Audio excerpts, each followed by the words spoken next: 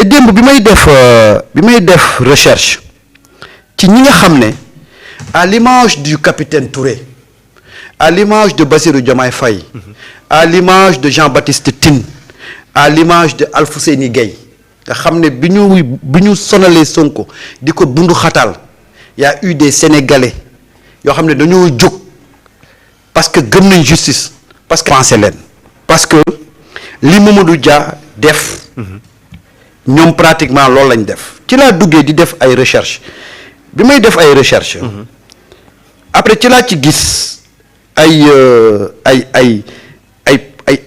personnages yoo xam ne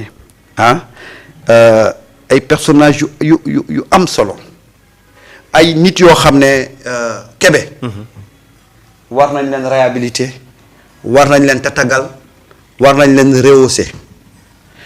ku ci mel ni Joseph Mbaye waaw, ku ci mel ni Ibrahima Sarr, ku ci mel ni Alioune Tall, ku ci mel ni lycée Valdiodio Ndiaye ni ko déggal ma naan lycée, ku ci mel ni Valdiodio Ndiaye waaw, ñooñu dañu bokk ci ñi nga xam ne dañu àndoon ak Mamadou Dia doon ko bañle, doon ko xeexle.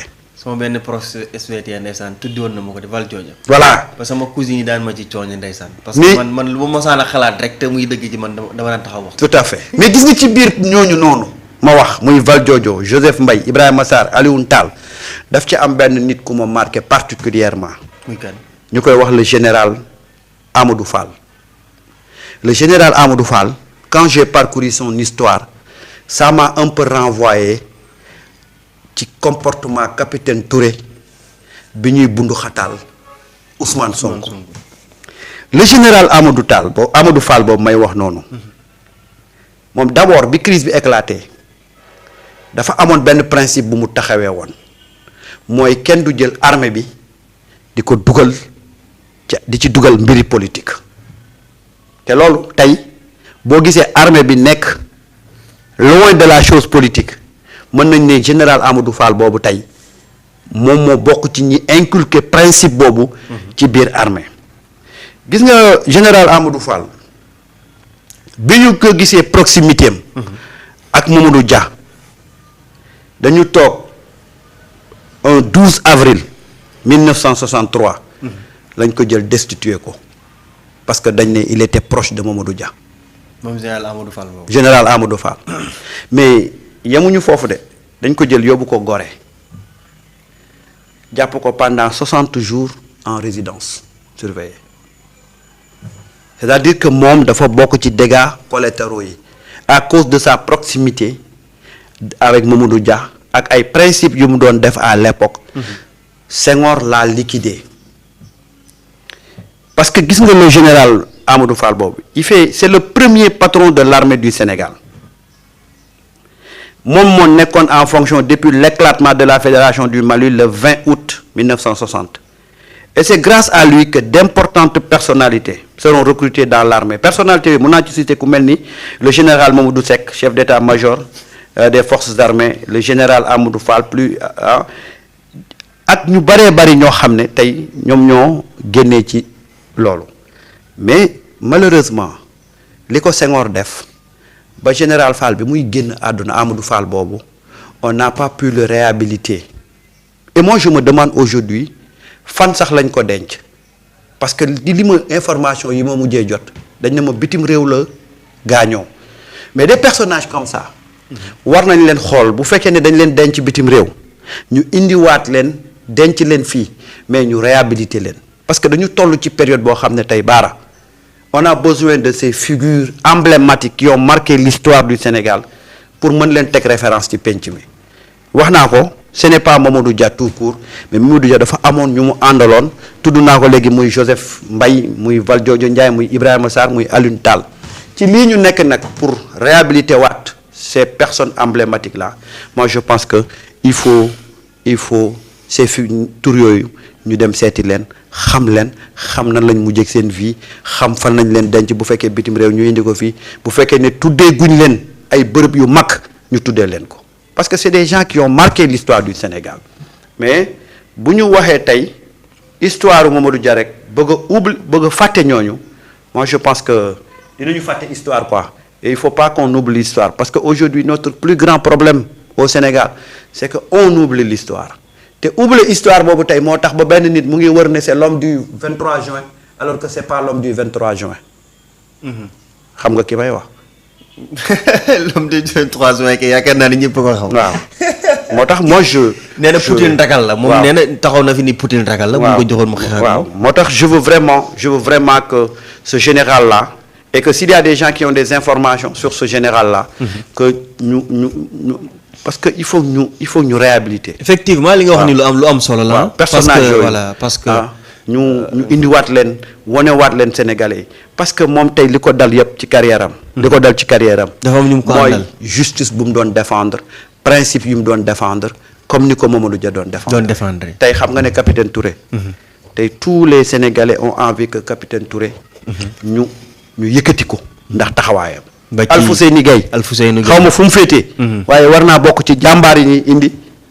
teg ko ci penc mi Sénégal. Ndeye Khady Ndiaye dégg naa sax ñu ne si ubbiwaat na salon Sweet Beauté bi. mënoon na ko tuddee beneen tour nag.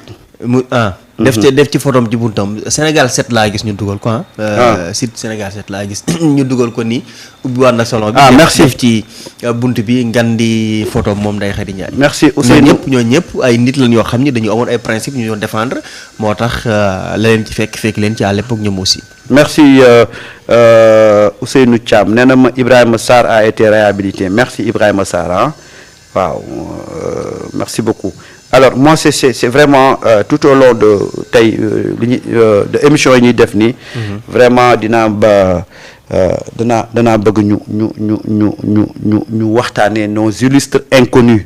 des gens qui ont marqué le Sénégal de par leurs principes de par leur valeur de par seen engagement ci ni réew mi doon doxee. et bëgg naa vraiment ñu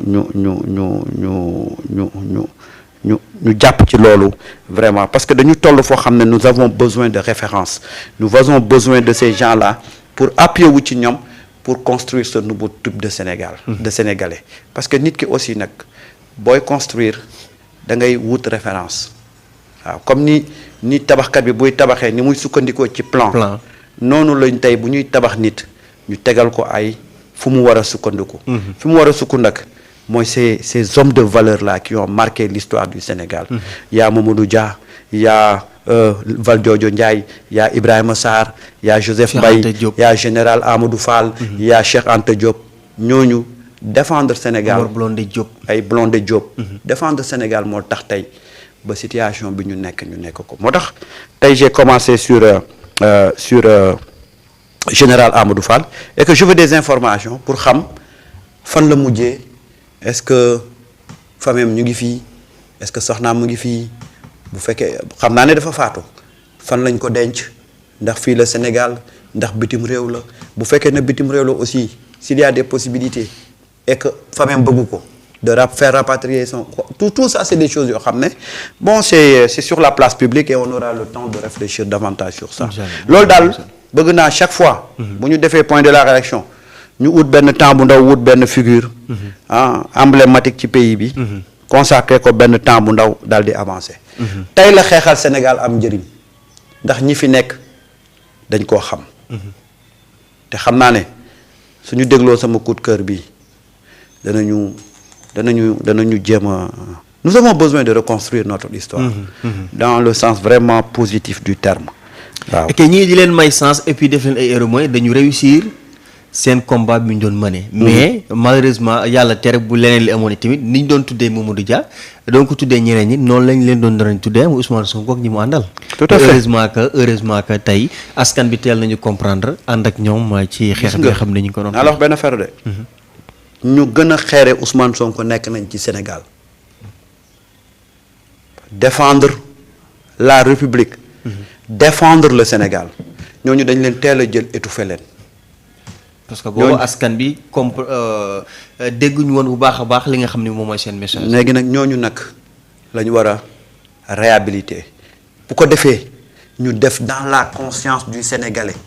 que képp ku xeex ngir sa réew dina la delloo njukkal. tôt ou tard jëf jooju du nul. voilà su ko defee mooy jaralati Sénégal devant le tout puissant de l'argent les Sénégalais vont renoncer à ça pour épouser des principes parce que loolu la ñu war a féetale Sénégalais yi loolu la ñu war a jàngal Sénégalais yi pour que ñu xam ne le combat le plus noble ci citoyen mooy xeexal sa diine xeexal sa réew il faut que ñu yegg ci loolu li koy waral nag mooy ñi xeexoon pour suñu réew bu ñu bàyyi seen xeex nax saay parce que looloo indi woon ñu dem ba ay jamono ne politique de ku ci xeex ba ñàkk yaa ku ci xeex yaa ku ci xeex perte nga looloo ko indi woon parce que nos valeureux fils nos valeureux pères qui se battaient pour le Sénégal dañ leen jël étouffer leen hypothéquer seen famille hypothéquer seen avenir ñu mettre ko aux oubliettes léegi nag il faut que ñu wane ne fii li Hadj Mansour doon wax Sénégal ku fi def lu rëy am lu rëy moo tax quand j'ai entendu le président Bassirou Diomaye Faye mu jël décision changer turi De Gaulle def fa turi Bassirou Diomaye Faye non dama ne oh la la la la Bassirou Diomaye Faye non seulement desee la tuñ ko woon dara mais mu ngi continuer di ñu lebal ba tey fan lañ koy fayee waa ñaar ñi fan lañ leen di fayee Sonko ak Diomaye waaw ñoom nag am na lu Sénégal yi jëleen xaare lu bare bari loo xam ni itam ñoom xam nañu ko te xam naa ni saa bu ñu xëyee itam ñu ngi koy bàyyi xel boo xam li naqari woon Sénégalais yëpp ñu ngi koy rek Sonko ba ko askan bi waree taxawu na ko daal leen di dinaa la ko wax de leen di dinaa la ko wax Sonko daal gisuma kenn ku ànd ak moom xeexoon ba tey toogoo di muñ